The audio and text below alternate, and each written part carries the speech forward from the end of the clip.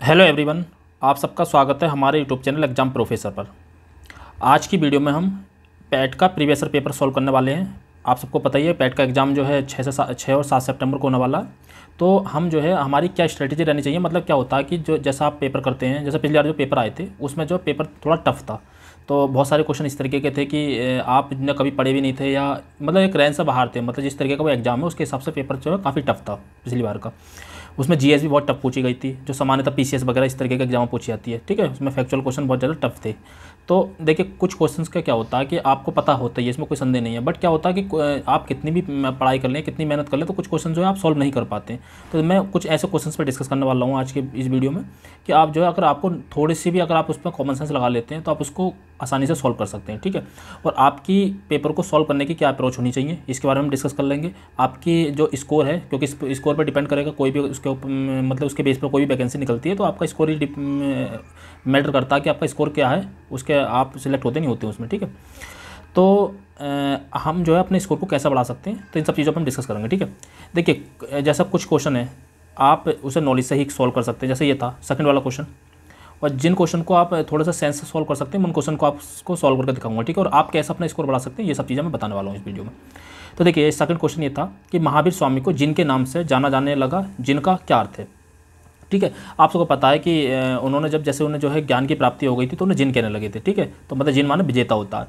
तो ये जो है ये नॉलेज का क्वेश्चन है कि उन्हें जाम्बे ग्राम में जो है उन्हें ज्ञान की प्राप्ति हुई थी और उन्हें 12 वर्ष से उन्होंने तपस्या की थी। ये सब चीज़ें जो बेसिक हैं आपको सब पता होगा। ठीक है, तो ये जो क्वेश्चन होते हैं ये बेसिक होते हैं, बट कुछ क्वेश्चन जो होते हैं जो आपको केवल थोड़े से सहन से सॉल्व करने होते हैं। तो देखो उसमें से मैं कुछ आपको बताता हूँ। जैसा क्या है, ऋग्वेद में विश्वामित्र नामक एक ऋषि और किन दो नदियों के बीच संवाद है। ऋग्वेद में विश्वामित्र नामक एक ऋषि और किन दो नदियों के बीच संवाद है। ठीक है, तो आपने ना ऋग्वेद पढ़ा है और ना ये सामान्यतः ये चीज़ें जो है दे रखी होती हैं, मतलब किसी बुक में दे रखी हो अलग बात है, बट सामान्यतः आपको ये चीज़ें पढ़ने में नहीं आती हैं।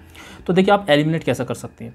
जैसे क्या होता है, देखिए एक ऑप्शन नंबर ए में सतलज और चिनाब है, दूसरे में चिनाब और रावी है, और इसमें ब्यास और सतलज है और ब्यास और झेलम है। तो देखिए प्रोबेबिलिटी ये होती है कि अगर कोई जो ऑप्शन है, जैसे यहाँ पर झेलम जो है, झेलम सिर्फ एक बार आया ऑप्शन में, तो आप इसको सेफली जो है एलिमिनेट कर सकते हैं। ऐसे यहाँ पर रावी केवल एक बार आया तो इससे आप जो सेफली जो है एलिमिनेट कर सकते हैं। बाकी देखिए यहाँ पे सतलज सेकंड बार आया, 2 बार आया, चिनाब यहाँ पर 2 बार आया, और इसके अलावा ब्यास यहाँ पर 2 बार आया। ठीक है, बाकी जो है यहाँ पर रावी जो है, रावी और झेलम अगर आपको रिस्क, देखिए मैं हमेशा जो ये चीज़ें बताता हूँ वो इसलिए बताता हूँ कि ताकि आप जो है आपको जब कुछ नहीं आता है, जब आपसे कोई क्वेश्चन सॉल्व नहीं हो रहा तो आप अपना सेंस कैसे यूज कर सकते हैं। बस मैं आपको सेंस करना यूज करना सिखा रहा हूँ, बस इतनी सी बात याद रखना। ठीक है, बाकी अगर नॉलेज पे सॉल्व हो रहा है तो कोई मतलब ही नहीं है चीज़ों का। ठीक है, याद रखना। तो जैसे ये है, जैसे कि अब ये है तो आप इसको सेफली एलिमिनेट कर सकते हैं। जैसे ब्यास या झेलम एक सिंगल था, यहाँ पर रावी यहाँ पे सिंगल था, बाकी जो आप इनमें सतलज और चिनाब, अब मैं ये नहीं कह सकता कि इसमें तुम ले लोगे, तो यहाँ पर आप जो 50-50 में आ सकते थे, मतलब 50-50 में आप जो इसको सॉल्व कर सकते थे। मतलब मैं जो है क्वेश्चन को डील करना सिखा रहा हूँ कि आप जो क्वेश्चन को कैसे डील कर सकते हैं। अगर कोई क्वेश्चन आपसे नहीं आता है वहाँ पर एग्जाम में, तो आप जो उसको स्किप करने से बेटर है कि आप जो इस तरह का थोड़ा सा सेंस लगा कर आसानी से क्लोज आंसर तक पहुँच सकते हैं। तो ये तो आप यहाँ पर जो आप कोई भी चुन सकते थे। ठीक है, जैसे देखिए मैं नॉलेज का भी क्वेश्चन बताता हूँ। जैसे क्या, जैसे ये था, चित्तरंजन दास और मोतीलाल नेहरू ने परिषद राजनीति में वापसी पर बहस करने के लिए कांग्रेस के भीतर निम्नलिखित में किस राजनीतिक दल का गठन किया। तो आपको सबको ये पता होना चाहिए 1923 में, जिसने थोड़ा बहुत भी पढ़ाई की होगी मॉडर्न हिस्ट्री में, तो 1923 में स्वराज पार्टी का गठन हुआ था, चित्तरंजन दास उसके अध्यक्ष बने थे। ठीक है, तो ये पता होगा। जब असहयोग आंदोलन को वापस ले लिया गया था तो 2 गुट बन गए थे वहाँ पे, एक परिवर्तनवादी गुट और एक अपरिवर्तनवादी गुट। तो जो परिवर्तनवादी गुट तो था उसमें जो चित्तरंजन दास और मोतीलाल नेहरू थे। ठीक है, और जो अपरिवर्तनवादी गुट जो था वो चाह रहा था कि जो महात्मा गांधी की जो नीतियाँ हैं उस पर ही चलते रहना चाहिए, मतलब जो लोगों के बीच में जाना और रचनात्मक कार्य करना, कुछ भी ये चरखा चलाना, इस तरीके की चीज़ों में करना चाहिए। और जो परिवर्तनवादी गुट जो था वो चाहता था, जैसे चित्तरंजन दास हो गए, मोतीलाल नेहरू हो गए, ये चाहते थे कि हम जो परिषद में जाएँ और अंग्रेजों का विरोध करें, वहाँ पर उनके जो बिल्स का विरोध करें। ठीक है, तो ये सब चीज़ें थी। तो ये स्वराज पार्टी का गठन हुआ था 1923 में, ऑप्शन नंबर 20 का राइट हो जाएगा। ठीक है, तो याद रखना। तो ये जो आपका नॉलेज का होगा, इतना नॉलेज आपको होना चाहिए। अगला देखिए, जैसे ये 2 अधिवेशन हुए थे, कांग्रेस का वह अधिवेशन कहाँ हुआ था जिसमें महात्मा गांधी ने अन्य नेताओं को खिलाफत के साथ साथ स्वराज के समर्थन में असहयोग आंदोलन शुरू करने की आवश्यकता के बारे में आश्वस्त किया। तो कलकत्ता अधिवेशन, इसकी अध्यक्षता की थी लाला लाजपत राय ने, लेकिन यहाँ पर जो असहयोग आंदोलन स्वीकार नहीं हुआ था, याद रखना, तो वो हुआ था नागपुर अधिवेशन में। तो बस इतनी बात याद रख लेना। तो फिलहाल ये कलकत्ता अधिवेशन था जहाँ पर ये वाली बात कही थी। अगला, निम्नलिखित में से कौन सा खुदाई खिदमतगार का संस्थापक था और जिसे बादशाह खान के नाम से भी जाना जाता था। ठीक है, तो सैयद अहमद खान, ये आपने अगर आप थोड़ा सोचेंगे तो ये इस तरीके के नाम आपने नहीं पढ़ा है सामान्यतः।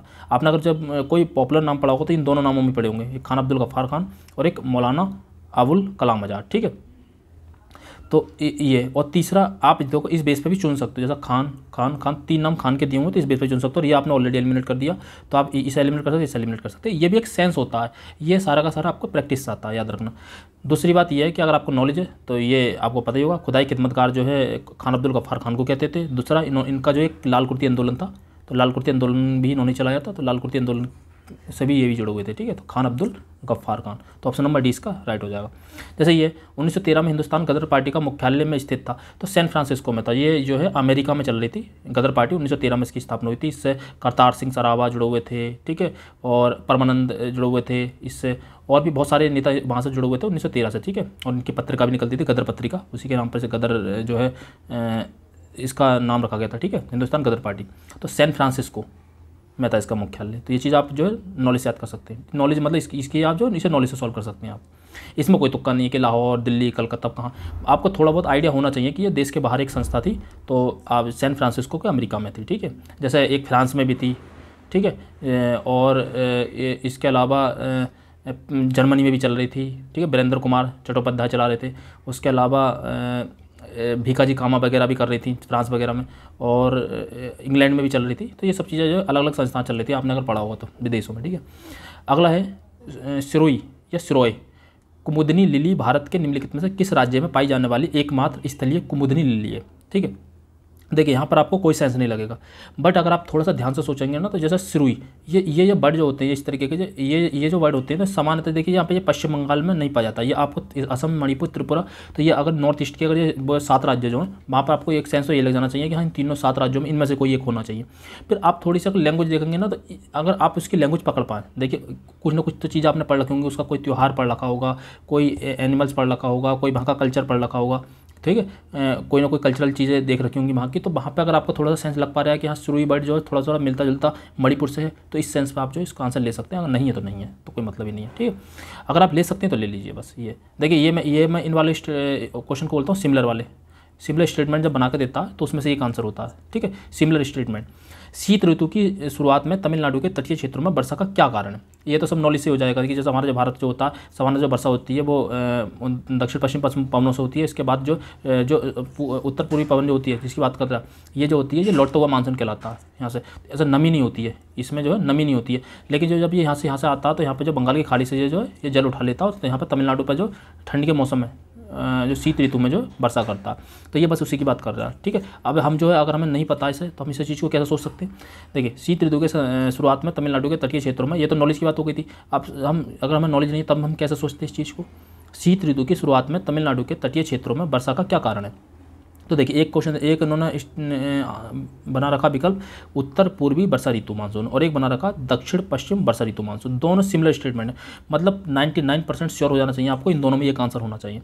और बाकी थोड़ा सा भी सेंस है कि जो वर्षा जो होती है वो सामान्यतः दक्षिण पश्चिम मानसून से होती है, तो वो तो है नहीं। अब ये कह रहा है कि शीत ऋतु में तो होती नहीं है, हमारे यहाँ पे ग्रीष्म ऋतु में होती है, और शीत ऋतु में तो लौटते हुए मानसून से होती है। लौटते हुए मानसून कौन सा होता है, उत्तर पूर्वी वर्षा ऋतु, मतलब उत्तर पूर्वी जो हवाएं चलती हैं उनसे होता है। तो ऑप्शन नंबर ए इसका राइट हो जाएगा। तो इस तरीके से आप जो सोच सकते हैं। ठीक है, अब जैसे ये राजस्थान के जालौर जिले में किस प्रकार का ग्रेनाइट पाया जाता है। ठीक है, तो Rakhi green granite, marigold granite और काला ग्रेनाइट। अब मैं ये नहीं कह रहा कि इसमें आपको पता होगा या इसमें कोई सेंस लगेगा, कोई सेंस नहीं है। अगर आपको इसको सिंपल पूरी तरीके से तुक्का लेना है, जैसा अगर आपको कोई क्वेश्चन इस तरीके का तुक्का लेना, तो जो सबसे अलग दिख रहा हो, सबसे बड़ा विकल्प दिख रहा हो, उसको आप चुन सकते हैं, लेकिन चुनना अपने रिस्क पर, याद रखना। बस मैं बता रहा हूँ कि ऐसा भी होता है, आप जो उसे चुन सकते हैं। ठीक है, तो ऑप्शन नंबर डी से ले सकते हैं इस कंडीशन में। बाकी का उसका कोई है नहीं, वो एक तरह से समझ लो पूरा तुक्का है। जैसे ये गन्ने का उचित एवं लाभकारी मूल्य को कौन मंजूरी देता है, तो आपको पता होगा कि एक आपने पढ़ा होगा CACP, तो CACP की सिफारिश पर CCEA द्वारा दिया जाता है, CCEA द्वारा। तो ये CCEA की फुल फॉर्म है cabinet committee on economic affairs, इसे बोलते हैं आर्थिक मामलों की कैबिनेट समिति। तो पहले CACP की सिफारिश पर दिया जाता है, याद रखना, ये भी याद कर लेना, कभी इस बार पूछ ले किसी सिफारिश पर दिया जाता है, तो CACP की सिफारिश पर CCEA द्वारा दिया जाता है। तो ये जो है आप जो नॉलेज के बेस पे से सॉल्व कर सकते थे, अगर आपने नहीं पढ़ा तो आप इसको सॉल्व नहीं कर सकते थे। ठीक है, क्योंकि इसमें क्या ही लगाते। हाँ, ये देखो CACP है, इसकी सिफारिश के आधार पर दिया जाता है, commission for agriculture cost and prices. ठीक है, कॉस्ट एंड प्राइजेस ये हो जाएगा। तो इसकी सिफारिश पे, इस वाले की सिफारिश पे ये देता है, इसकी सिफारिश पे ये देता है, ठीक है। तो ये अगर पूछ ले किसकी सिफारिश पे देता है तो डी वाला हो जाएगा, और कौन देता है, मंजूरी कौन देता है, तो सी वाला विकल्प हो जाएगा, मतलब आर्थिक मामलों की कैबिनेट समिति, ठीक है। तो ऑप्शन नंबर सी इसका राइट हो जाएगा।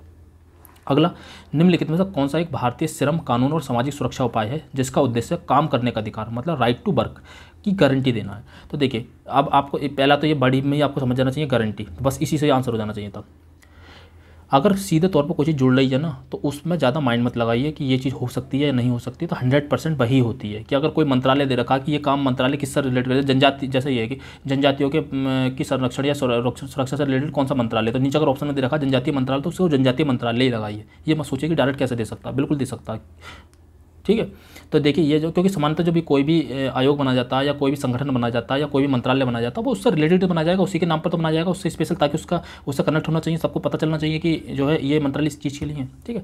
या ये जो हमने योजना चलाई है इस चीज़ के लिए चलाई है, ये अधिनियम जो इस चीज़ के लिए लाया गया, ठीक है। तो ये काम करने की अधिकार, मतलब राइट टू वर्क, तो काम करने का अधिकार की गारंटी देता है। तो गारंटी का मतलब गारंटी इस तरीके से भी आप ले सकते थे। दूसरा तरीका, आपको अगर थोड़ा सा भी नॉलेज है तो आपको सन 2005 में ये जो मनरेगा कार्यक्रम आया था, ठीक है, महात्मा गांधी राष्ट्रीय ग्रामीण रोजगार गारंटी अधिनियम। दूसरी बात यह है कि इसमें अगर आपको नॉलेज की बात करनी है तो इसमें जो 100 दिन के रोजगार की गारंटी होती है, मतलब 100 दिन के रोजगार की गारंटी होती है, ठीक है। मतलब आपको, अगर आप जाकर काम मांगते तो 100 दिन की गारंटी, अगर आपको वो कोई काम नहीं देता, जैसे ये सामान्यतः ग्राम प्रधान के अंडर में होता है, तो जो ग्राम प्रधान अगर ये काम नहीं देता तो आपको जो है उसका जो है भत्ता पाने के लिए आप जो है अधिकृत हो, मतलब आप जो उसका भत्ता ले सकते हो कि अब मुझे इसका रोजगार नहीं मिला तो उसका मुझे भत्ता मिलना चाहिए, ठीक है। तो ओवरऑल ये है कि ये 100 दिन की गारंटी देता है, इसलिए इसको गारंटी अधिनियम कहा गया कि 100 दिन के रोजगार की, 365 में से 100 दिन के रोजगार की गारंटी देता है, बस इतना याद रखना। बाकी आप जो है गारंटी से भी चुन सकते हो, ठीक है। तो ऑप्शन नंबर 20 का राइट हो जाएगा। अगला है स्वर्ण क्रांति, भारत में निम्नलिखित में किस कृषि क्षेत्र में विकास के लिए जिम्मेदार है, ठीक है। तो स्वर्ण क्रांति, तो ये क्रांति आपने पढ़ रखी होंगी कि पीली क्रांति, येलो क्रांति, ये आपका नॉलेज का क्वेश्चन है। अब यहाँ पे बाकी सोचने के लिए क्या है, तिलहन क्रांति, पीली क्रांति होता है, ठीक है। तो ये तो ऑप्शन नंबर ए बागवानी, ठीक है, हॉर्टिकल्चर बोलते हैं इसको। अब देखिए एक क्वेश्चन ये वाला है, जैसे ये वाला, निम्नलिखित में से कौन सा डिपोजिटरी संस्थान का एक प्रकार नहीं है। तो देखिए, आप अगर यहाँ पे इन सबको देखेंगे तो देखिए ऋण संघ है, वाणिज्यिक बैंक है और क्रेडिट ऑफ ऑपरेटिव सोसाइटीज़ है। ये सारे के सारे जो ऋण से संबंधित चीज़ें हो सकती हैं, या डिपॉजिटरी मतलब डिपॉजिटरी संस्थान हो सकते हैं। लेकिन आपने एक पढ़ा होगा कि नाबार्ड, तो नाबार्ड जो होता है, नाबार्ड एक तो ये है कि इसकी स्थापना 1982 में हुई थी शिवरामन समिति की सिफारिश के आधार पर। 12 जून 1982 को शिवरामन समिति की सिफारिश के आधार पर नाबार्ड की स्थापना हुई थी। और ये जो है, जो कृषि संगठन होते हैं इन सबको ऋण देने का काम करता, ना कि ये एक डिपॉजिटरी संस्थान। तो आप ये देखेंगे ये तीनों सेम मैच खा रहे हैं और ये अलग है, तो मतलब इसमें से नहीं पूछा तो एक बस ये आप सेपरेट निकाल सकते हैं। अगर इसके साथ साथ के कौन से बैंक है, विकास बैंक भी बोलते हैं, एक एग्जिम बैंक है, एग्जिम बैंक एक विकास बैंक होती है। इसके बाद नेशनल हाउसिंग बैंक है, तो ये एक क्या बोलते हैं, जो विकास बैंक होती है। तो ये विकास बैंक है, ना कि ये डिपॉजिटरी संस्थान के रूप में कार्य करता है। तो ऑप्शन नंबर इसका राइट हो जाएगा नहीं, ये नहीं वर्ड पर ध्यान देना, ठीक है। तो ये चीज़ आप जो इस तरीके से चुन सकते हैं। अगला, ये चीज़ें जो होती हैं करंट वारंट के क्वेश्चन होते हैं या जो है आपके नॉलेज के बेस पर होते हैं। ये क्वेश्चन में आपको कोई ट्रिक नहीं लग सकती। जैसे ये, एक व्यक्ति जो संसद का सदस्य नहीं है उसे राष्ट्रपति द्वारा अधिकतम कितने महीनों के लिए मंत्री के रूप में नियुक्त किया जा सकता है। तो देखिए, ये जो पॉलिटी में हमेशा कहते हैं, पॉलिटी में कोई ट्रिक नहीं लगती है, पॉलिटी में आपको पता होना चाहिए। बाकी जितने भी काम होते हैं या तो 6 मंथ के लिए होते हैं या 1 साल के लिए होते हैं। तो इसमें 2 ही चीज़ें चुनना है, या तो 6 मंथ या 12 मंथ। तो बाकी आपको पता ही हो कि कोई भी सदस्य जो है कितने मंथ तक के लिए रह सकता है, तो 6 मंथ तक के लिए रह सकता है। तो ये आपको पता होना चाहिए। अगला, किसी भी टॉपिक के लिए, चाहे PCS हो, RO हो या UPSC हो, कोई भी एग्जाम हो XYZ, उसमें जो है हमेशा पंचायती राज बहुत इंपॉर्टेंट रहता है। तो पंचायती राज से रिलेटेड आपको सारी चीज़ें पता होना चाहिए। अगर नहीं पढ़ा तो उसको पढ़ लीजिए, अभी 2 दिन है, ठीक है। पंचायती राज संस्थाओं के अस्तित्व के लिए भारत की संसद द्वारा 73वां 74वां संविधान संशोधन पारित किया गया था। तो ये 1992 में पारित किया गया था, ठीक है। 73वां संविधान संशोधन और 74वां संविधान संशोधन। इसके अलावा 2 इसमें अनुसूचियाँ भी जोड़ी गई थी, 11वीं और 12वीं अनुसूची, ठीक है। 2 अनुसूचियाँ जोड़ी गई थी, ठीक है। भाग 9 के का में डाला गया था, याद रखना ये सब चीज़ें। तो जो ये भाग पता होना चाहिए आपको, जो है पॉलिटी में क्या क्या पता होना चाहिए। देखिए, पॉलिटी में सारी अनुसूचियाँ आपको पता होना चाहिए, ठीक है। जितनी भी अनुसूचियाँ, सारी अनुसूचियाँ पता होना चाहिए, सारे जितने भी उसके भाग हैं सारे भाग पता होना चाहिए, ठीक है। उसके अलावा मोटे मोटे तौर पे आपको सारे लगभग 1 से लेकर 51 तक के जो है 51 के का तक के मैं हमेशा कहता हूँ, आपको सारे आर्टिकल पता होना चाहिए। और उसके अलावा कुछ इंपॉर्टेंट आर्टिकल हैं, जैसे चुनाव आयोग होता है, वित्त आयोग होता है 280, ये सब चीज़ें होती हैं। तो ये सब चीज़ें आपको पता होना चाहिए, ठीक है। और राष्ट्रपति किस में चुना जाता है, आर्टिकल 53 में क्या, आर्टिकल 52 में राष्ट्रपति का पद है, 53 में उसकी कार्यपालिका शक्तियाँ, इस तरीके की चीज़ें आपको पता होना चाहिए, ठीक है। 123 मध्यादेश हो गया, ठीक है। इसी तरीके से इस तरीके से 124 हो गया, 124 में सुप्रीम कोर्ट है, ठीक है, 214 में हाई कोर्ट है। तो ये चीज़ें इस तरीके से कनेक्ट करके ही पढ़ना सीख लो। तो ये चीज़ें आपको पता होना चाहिए। तो ऑप्शन नंबर सी इसका राइट हो जाएगा। नॉलेज जरूरी है। वर्ष 1928 में मोतीलाल नेहरू समिति द्वारा, जो हमने ऊपर पढ़ा है वही है ये जो उन्होंने स्वराज पार्टी का गठन करा था, तो बस वही उसी समिति का है।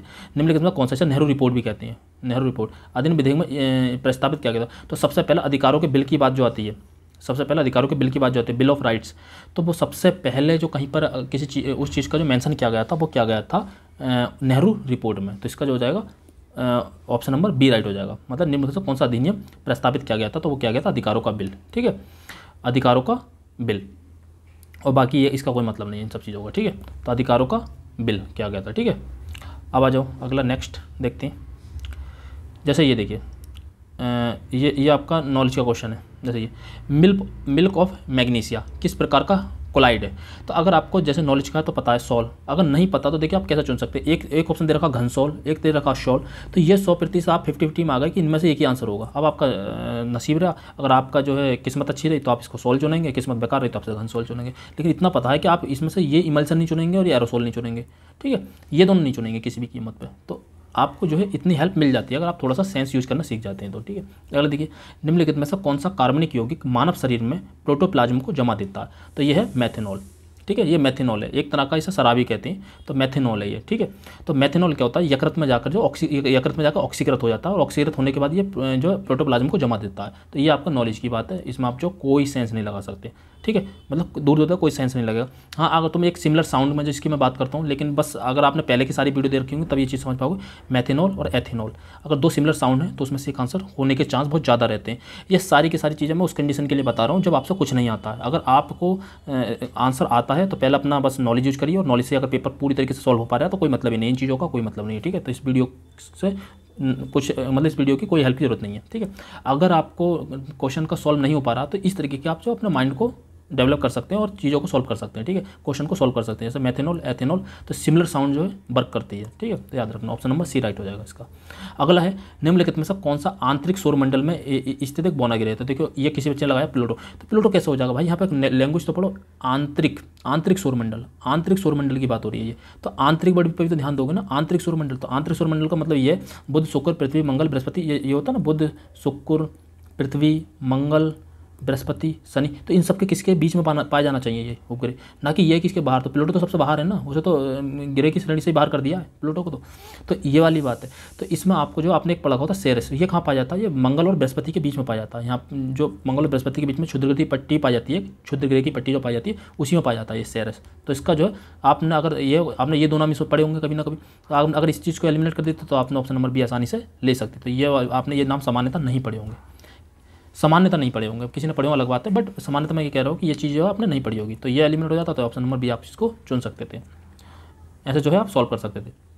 अगला देखिए, सिमिलर साउंड देखिए, फिर देखिए एथेनोइक और मैथेनोइक। तो ये सिमिलर साउंड के बेस पर आप जो इसे भी चुन सकते थे। तो बिछुआ या नेटल की पत्तियों को चुभने वाले बालों में निम्नलिखित में से कौन सा अम्ल मौजूद होता है? तो ये था मेथेनोइक अम्ल, ठीक है। बाकी आपको पता होना चाहिए चींटी में कौन सा होता है, फॉर्मिक अम्ल, और बाकी वाले अम्ल भी पता होना चाहिए। जैसे नींबू के खट्टे होने का कारण क्या होता है, और अंगूर में कौन सा अम्ल पाया जाता है, टार्टरिक अम्ल होता है, ठीक है। इमली में कौन सा अम्ल पाया जाता है, सिरके में एसिटिक अम्ल पाया जाता है। इस तरह की चीज़ आपको सब पता होना चाहिए, ठीक है।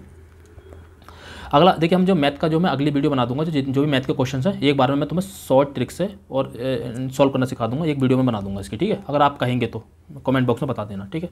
आज ही बता देना, अभी बता देना, तो मैं इवनिंग तक शायद कोशिश करूँगा इवनिंग तक इस वीडियो को डाल दूँ, ठीक है, मैथ की। तो अगला देखते हैं। जैसे ये निम्नलिखित विकल्पों से विलोम युग्म सही नहीं है, ये हिंदी का क्वेश्चन है, विलोम युग्म। तो आप जो भी आप जो डेली यूज में जो भी चीज़ आप यूज करते हो ना, मतलब आप जो भी चीज़ें देखते हो और उससे थोड़ा सा सेंस लगाना सीखिए। जैसे ये औचक, कहते हैं कि आपने इसे यूज करो, किसी सेंटेंस में यूज करके देखो कि उस डीएम साहब ने औचक निरीक्षण किया। तो औचक होता है अचानक, और अक्सर मतलब होता है लगातार, कभी मतलब जो अक्सर होते रहता है, ये चीज़ें अक्सर होती है। कहता है ना ये काम तो अक्सर होता ही रहता है, इसमें कौन सा सोचने लगता है। लेकिन ये औचक वाला था, ये अचानक हुआ है, मतलब कहता है रैंडम। तो ये वाली बात ये तो इसका मतलब ये विलोम बिल्कुल सही है। ऐसी तरह झड़कना और पुचकारना, तो झड़कना मतलब होता है किसी को दूर भगाना, या झड़कना किसी को गुस्सा निकालना, और पुचकारना होता है किसी से प्यार करना, ठीक है, इस तरीके का। तो ये भी सही है। अगला है गाफिल और खबरदार। तो खबरदार का मतलब होता है कि हाँ खबरदार मतलब किसी को खबरदार करना, और गाफिल अपने की सैर कर दुनिया की गाफिल जिंदगानी फिर का। तो ये होता एक तरह से बेखबर के हिसाब से कह सकते हो, इससे बेखबर के तौर पर, ठीक है। तो ये जो है ये भी इससे, और डामाडोल और इस अस्थिर, तो दोनों एक ही बात तो कि ये डामाडोल स्थिति में है या ये जो अस्थिर स्थिति में, बात तो ये क्या इसका स्थिर होता तो ये इसका भी राइट हो जाता। तो डामाडोल और अस्थिर दोनों एक ही बात है, तो ऑप्शन नंबर 20 का राइट हो जाएगा, मतलब ये विलोम युग्म नहीं है, गलत हो जाएगा ये, क्योंकि डामाडोल और अस्थिर दोनों एक ही बात हो जाएंगी, ठीक है। होनहार बिरमान के होत चीखते पात, लोकोक्ति के अर्थ में निम्न में से क्या, तो होनहार व्यक्ति सदा, तो देखिए सदा वर्ड, और ये होनहार व्यक्ति हमेशा, तो ये जो एक्सट्रीम वर्ड होते हैं तो वैसे भी गलत होते हैं। आपने कभी भी इन चीज़ों में एक्सट्रीम वर्ड नहीं देखे होंगे, आप चाहे कितने भी देख लेना, रेयर में से रेयर अगर केस में एक आध मिल जाए तो हो सकता है, बट बनना सामान्यतः आपको कभी भी एक्सट्रीम वर्ड नहीं मिलेगा कि हमेशा ही दूसरों का दोष या सदा हम ये होता है। तो अगर इसका हो सकता था तो होनहार व्यक्ति बहुत ही परिश्रम करता है या होनहार व्यक्ति की प्रतिभा बचपन में दिखाई जाती है, तो ये ऑप्शन नंबर 20 का राइट हो जाएगा। दूसरा ये, अगर आपको चुनना पड़े तो आप सबसे बड़ा विकल्प और जो सबसे पॉजिटिव लगे उस विकल्प को भी आप चुन सकते हैं इस कंडीशन में, अगर आपको नहीं पता। देखिए वैसे तो ये नॉलेज वाली बात है, होनहार बिरवान के होत चीखने पात, तो ऑप्शन नंबर डी हो जाएगा इसका, ठीक है। अगला है निम्नलिखित में किसी विकल्प में सभी शब्द पुल्लिंग है, तो देखिए पुल्लिंग और स्त्रीलिंग चुनने का सभी बच्चों को पता है, अगर नहीं पता तो देख लेना, अच्छा और अच्छी लगा के देख लेते हैं, उसके आगे पढ़ के देख लेते हैं। अगर अच्छी वर्ड से वो चीज़ मैच खा रही है तो वो स्त्रीलिंग होगा, और जो अच्छा वर्ड से मैच खा रहा है वो पुल्लिंग होगा, ठीक है, तो वो पुल्लिंग हो जाएगा। तो जो अच्छा वर्ड से मैच खा रहा है वो पुल्लिंग हो जाएगा, और जो अच्छी वर्ड से मैच खा रहा है वो स्त्रीलिंग हो जाएगा, ठीक है। जैसे संचार, अच्छा पालन और अच्छी ग्रीवा हो जाएगा, तो ये गलत हो गया ना, अच्छा ग्रीवा नहीं होगा ना, अच्छी ग्रीवा होना चाहिए, ये कह रहा है सभी शब्द पुल्लिंग होने चाहिए, सभी शब्द, तो ये गलत हो गया। ऐसे ही मनुष्यत्व, अच्छा मनुष्यत्व, ये अच्छा बनावट नहीं होगा, अच्छी बनावट होता है, अच्छा रौनक, अच्छी रौनक होता है, तो एक जो पुल्लिंग हो रहा है, बाकी दो स्त्रीलिंग हो रहे हैं। इसमें देखना, अच्छी पतलून, अच्छी झल्लाहट, अक्षुणता, अच्छा अक्षुणता या अच्छी अक्षुणता, ठीक है, अच्छा झल्लाहट, अच्छा पतलून, तो ये अच्छा पतलून हो रहा है, जो अच्छी अक्षुणता हो रही है, तो अच्छी अच्छा, तो इस तरीके से आप जो मतलब सेंस आपको खुद समझ में आ जाएगा, ठीक है। यार देखिए, अच्छा प्लेटफॉर्म, अच्छा प्राधिकरण और अच्छा गिरोह, ये ऑप्शन नंबर 20 का सही हो जाएगा, मतलब सभी का सेंस सही आ रहा है, अच्छा से आप सब चीज़ों को जोड़ पा रहे हैं, तो बस इतनी सी बात है। ये जो है आपका बस एक सॉल्व करने का तरीका, सही अच्छी इस तरीके से सॉल्व करते हैं इसको। निम्नलिखित में से किस विकल्प में शुद्ध वाक्य, तो बस आपको इतना ध्यान देना, जैसा महादेवी छायावादी कवयित्री हैं, ठीक है, कवयित्री, तो ये देखिए मात्रा देखिए, तो ये जो होता कवयित्री, ये होता है कवयित्री, ठीक है, कवयित्री जो होता है ये होता है, ठीक है, कवयित्री ये होता है। तो आप जो है यहाँ पे जो है शुद्ध वाक्य पूछा, तो ये गलत हो जाएगा। इसमें जब भी आप आओ मुझे मिलना, जब भी आप आओ मुझसे मिलना, मुझे मिले नहीं, ये मुझसे मिले, इस तरीके से हो सकता है, तो ये जो गलत हो जाएगा, मतलब सेंस ही नहीं बनना। आपका दर्शन पाकर मैं धन्य हो गया, आपके दर्शन पाकर, आपका नहीं आपके दर्शन पाकर मैं धन्य हो गया, तो ये भी गलत हो जाएगा, ये गलत हो जाएगा, ये गलत हो जाएगा, तो इसका जो हो जाएगा ऑप्शन नंबर डी राइट हो जाएगा। तो इस तरीके से आप चुन सकते हैं। कलम के जादूगर किसे कहा जाता है, तो मैथिली शरण गुप्त, सुमित्रानंद पंत, मुंशी प्रेमचंद, रामवृक्ष बेनीपुरी, तो देखिए यहाँ पर समानता बच्चों ने गलत किया होगा, मुंशी प्रेमचंद लगा हुआ होगा, तो इसका जो आंसर था ऑप्शन नंबर सी था। देखिए ये गलत होने के चांस बहुत ज़्यादा है, क्योंकि समानता हम क्या मुंशी प्रेमचंद को हमने बहुत बार पढ़ रखा होता, रामवृक्ष बेनीपुरी को नहीं पढ़ा होता है। वैसे रामवृक्ष बेनीपुरी जो बहुत अच्छे रेखाचित और संस्मरण लेखक थे, इनकी माटी की मूर्तें हो गई, गेहूँ और गुलाब हो गया, नहीं माटी की मूर्तें तो उनकी है माधी वर्मा की, इनका गेहूँ और गुलाब, इनका एक गेहूँ और गुलाब, ठीक है, तो गेहूँ और गुलाब इनका एक संस्मरण है, काफ़ी अच्छा संस्मरण है, ठीक है, पॉपुलर है काफ़ी। और इसके अलावा मुंशी प्रेमचंद को तो आपने पढ़ा ही होगा, गदन अगर आ जाए कभी तो गबन, इनके उपन्यास ये हैं, गबन, गोदान, निर्मला, कर्मभूमि, ठीक है, रंगभूमि, ये सब इनके उपन्यास हैं। इसके अलावा इनकी कहानियाँ हैं, कहानियाँ में तो बहुत पता होंगी आपको, पंचलाइट हो गई, बूढ़ी काकी हो गई, ईदगाह हो गई, ठीक है, कफन हो गई, ये सारी इनकी कहानियाँ हैं, ठीक। और सुमित्रानंद पंत ये छायावादी कवि हैं, पहले आपको छायावादी कवियों का भी पता होना चाहिए। तो छायावादी 4 कवि हैं, तो एक जो पॉपुलर हैं, जिन्हें मतलब कहते हैं छायावाद के 4 स्तंभ कहा जाता है ना, तो एक प्रसाद है, जयशंकर प्रसाद कहा जाता है, एक पंत है, सुमित्रानंद पंत हो गए, और एक निराला है, मतलब सूर्यकांत त्रिपाठी निराला हो गए, और एक वर्मा है, ठीक है, सूर्यकांत त्रिपाठी निराला और एक वर्मा हो गए, ठीक है, तो सूर्यकांत त्रिपाठी निराला और एक महादेवी वर्मा, तो ये सब चीज़ें इनके बारे में। और मैथिली शरण गुप्त, तो मैथिली शरण गुप्त जो जाने जाते हैं वो भारत भारती के लिए जानते हैं, इन्होंने भारत भारती लिखा था, ठीक है, 1912 में इन्होंने भारत भारती लिखा था। तो वहीं का ये कहा जाता कि जैसा कि हम क्या थे क्या होंगे अभी, आओ मिलकर विचारें ये समस्याएं सभी, तो उन्होंने भारत की स्थिति के बारे में बताया था, हम क्या थे क्या हैं और क्या होंगे अभी, आओ मिलकर विचारें ये समस्याएं सभी, तो ये मैथिली शरण गुप्त का ही था, ठीक है। तो ऑप्शन नंबर इसका जो ऑप्शन नंबर फिलहाल सी राइट हो जाएगा, ठीक है। तो इन सब के बारे में मैंने आपको थोड़ा थोड़ा बता दिया।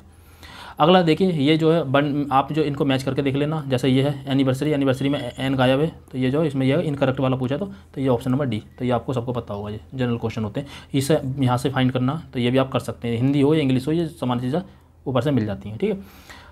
अब ये आ जाइए, जैसे ये आपको ये जो है निकालना आना चाहिए, ठीक है। जैसा आपका अपना अपना तरीका होगा। अगर अपना अपना तरीका नहीं है तो मैंने भी निकाल के दिखा रखा, मैंने कैलेंडर वगैरह बड़ा रखा, आप मेरी पुरानी वीडियो में देख सकते हैं। अगर नहीं है तो जब मैं मैथ का क्वेश्चन सॉल्व कराऊंगा तो ये सारी चीज़ें मैं सॉल्व करा दूंगा, ठीक है, अगर आप कहेंगे तो, ठीक है। रीजनिंग में मैं भी फिलहाल आपको जीएस और ये जैसे एक ये जैसे ये सभी डंडे बंदूक हैं, जैसे सभी डंडे जो हैं ये सभी डंडे हो गए, और सभी डंडे जो क्या बंदूक हैं, ठीक है, बंदूक हैं, ये बंदूक हो गए। और क्या है, कुछ नावें बंदूक नहीं है, कुछ नावें बंदूक नहीं है, तो कुछ नावें बंदूक नहीं है तो हो सकता कुछ हूँ, ठीक है। तो पता नहीं, हमें जो हमें कंफर्म नहीं होता तो याद रखना, उससे हम लेते नहीं है, याद रखना। तो सभी बंदूकें नावें, तो जब कुछ बंदूकें नावें नहीं है तो सभी तो हो ही नहीं सकता, गलत हो गया। कुछ नावें बंदूकें नहीं है तो क्या पता है नहीं है, कुछ हैं ये पता नहीं, लेकिन कुछ नहीं है ये हमें नहीं पता। तो जो हमें नहीं पता होता तो हम नहीं लेते हैं, तो ऑप्शन नंबर इसका डी राइट हो जाएगा। बस इतना याद रखना, बाकी अपने अपने तरीके होंगे आपके सॉल्व करना, जो भी आपने सीखा होगा उसके हिसाब से आप कर लेना, ठीक है। अगला देखिए, ये नॉलेज का क्वेश्चन है, तो इसे आप जो है नॉलेज की बेस पे कर सकते हैं, इसमें आपको कोई सेंस नहीं लग सकता, ठीक। अगर आगे जाइए, ये सब नॉलेज के क्वेश्चन थे। जैसे ये वाला देखिए, ये आप जो सेंस से सॉल्व कर सकते थे। भारत के मुख्य न्यायाधीश डी.वाई. चंद्रचूड़ थे, अब तो चेंज हो गए, उस समय डी.वाई. चंद्रचूड़ थे, द्वारा कौन सा पोर्टल लॉन्च किया गया जो अधिवक्ताओं, वादियों, नागरिकों को भारत के सर्वोच्च न्यायालय में प्रवेश के लिए QR कोड आधारित ई पास का अनुरोध करने की अनुमति देता था। मतलब सर्वोच्च न्यायालय में तुम्हें प्रवेश के लिए खोला गया, तो प्रवेश के लिए क्या स्वाभिवादन होगा, तो अभिवादन तो अलग चीज़ होती है ना, सुपरिणाम होगा या सुसत्कार होगा, सीखी बात है, स्वागतम ही होगा। तो ये जो है आपने थोड़ा सा सेंस लगा के भी इसको सॉल्व कर सकते हैं, अगर आपने नहीं पढ़ा कि हम स्वागतम, सुस्वागतम होगा, सुस्वागतम, बाकी सु तो लगो ये सब क्या, तो सुस्वागतम होगा, मतलब स्वागत करने के लिए वो कर रहे हैं, तो पोर्टल कौन सा लॉन्च किया होगा, सुस्वागतम। बस इस बेस पर आप सोच सकते हैं। अगला देखिए, हाल ही में केंद्रीय सड़क परिवहन और राजमार्ग मंत्री श्री नितिन गडकरी ने, तो उस समय का करंट का क्वेश्चन था, तो NCAP एक प्रोग्राम लॉन्च कर रहा था, ठीक है। तो मैंने तो बता दिया प्रोग्राम, मतलब क्योंकि पढ़ रखा था, तो प्रोग्राम लॉन्च किया था। फिलहाल ओवरऑल ये, अगर आपको नहीं पता तो देखिए क्या, new car assessment production, new car assessment program, new car acknowledge production, new car assessment, तो आप इस वाले ऑप्शन को कभी नहीं चुनेंगे, याद रखना बस, ठीक है। और ये कह रहा है कि 3.5 टन के वाहनों के लिए वाहन सुरक्षा मानकों को बढ़ाकर सड़क सुरक्षा बढ़ाने के उद्देश्य से भारत NCP लॉन्च किया। NCAP के फुल फॉर्म क्या है, ठीक है। तो देखिए बढ़ाने के लिए क्या बोलते हैं कि तुम सामान्यतः जो पोर्टल जो होता है, पोर्टल किसी चीज़ की शिकायत करने के लिए होता है या कुछ ज्ञान वो करने के लिए होता है, ना कि किसी चीज़ को बढ़ावा देने के लिए। तो ये चीज़, तो उसके लिए हमें प्रोग्राम बनाना पड़ता, ना कि हमें जो है कोई पोर्टल बनाना पड़ता। तो ये चीज़ से भी आप जो है इसको एलिमिनेट कर सकते थे। तो ऐसे आप अगर सोचेंगे तो आप जो अपने क्लोज आंसर तक पहुँच सकते हैं, ठीक है। तो ऑप्शन नंबर 20 का राइट हो जाएगा।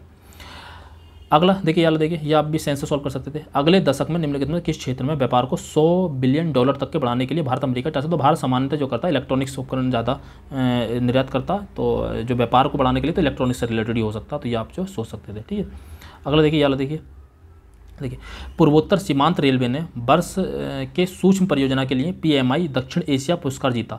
यह परियोजना निम्नलिखित में किस जानवर के जीवन को बचाने के लिए इंस्ट्रक्शन डिटेक्शन सिस्टम है। तो देखिए सामान्यतः यह पूर्वोत्तर सीमांत की बात हो रही है, ठीक है, पूर्वोत्तर सीमांत की बात हो रही है। दूसरा ये है वर्ष के सूक्ष्म परियोजना के लिए पुरस्कार जीता। तो क्या पूर्वोत्तर सीमांत भेड़ पाए जाते हैं, क्या कुत्ता पाए जाता है, बकरी पाए जाते हैं। फिर दूसरी बात ये, इन सब में सबसे ज़्यादा इंपॉर्टेंट क्या, हाथी है, असम में काजीरंगा, तो हाथी के लिए ही हो सकता। तो इस कंडीशन में अगर कोई कुत्ता चुनना, कोई बकरी चुनना, कोई भेड़ चुनना, तो फिर ये तो गलत डायरेक्शन में जाने वाली बात होगी ना।